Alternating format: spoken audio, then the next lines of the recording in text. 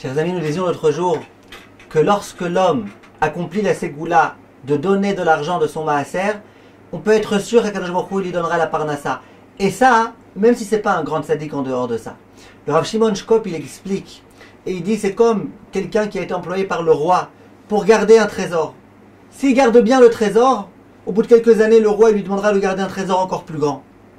Et s'il le garde bien, encore plus grand. Même s'il n'est pas très intelligent, cet homme-là, qu'il n'est pas qualifié dans tout type d'autres domaines, s'il fait bien son boulot, eh ben on lui donnera. Dis Rachamim, c'est exactement la même chose avec le Maaser. Hachem, il te donne de l'argent et te demande de le distribuer. Tant que tu fais bien ton rôle, tu joues bien ton rôle, eh ben Hachem te donnera plus. Il est écrit dans le Sefer Mekor Barour du Rav Faïtoussi. Le Rav, il dit la chose suivante. Il dit, vous connaissez le concept qui s'appelle un entonnoir. Un entonnoir, une espèce de tuyau, on met un petit peu en haut et ça tombe ensuite en bas, au compte-gouttes. Eh bien, il dit, cet homme-là, il y a des entonnoirs qui sont en or, qui sont en argent, qui sont super beaux, qui coûtent super cher. Eh bien, ils jouent leur rôle.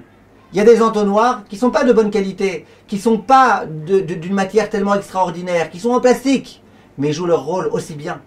Peu importe qu'est-ce que tu es toi, si quand il y a quelque chose qui rentre en toi, on te donne du shefa, Kadosh Baruch Hu, il te donne de la réussite dans tous les domaines. Si tu distribues ça, si tu diffuses cela, et bien Kadosh Baruch Hu, il te donnera.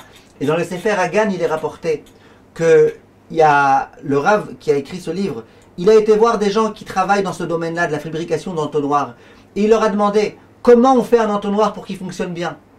Et ils ont tous dit qu'il faut que le trou d'en bas, il soit au moins 1/10 du trou d'en haut. S'il est plus petit qu'1/10 que le trou d'en haut, eh ben ça passe pas, ça va bloquer, puis ensuite finalement tout va remonter. En d'autres termes, si tu veux Bezrat Hashem, Kadosh Baruch Hu continue à t'alimenter, à alimenter le haut de l'entonnoir, il y a une condition.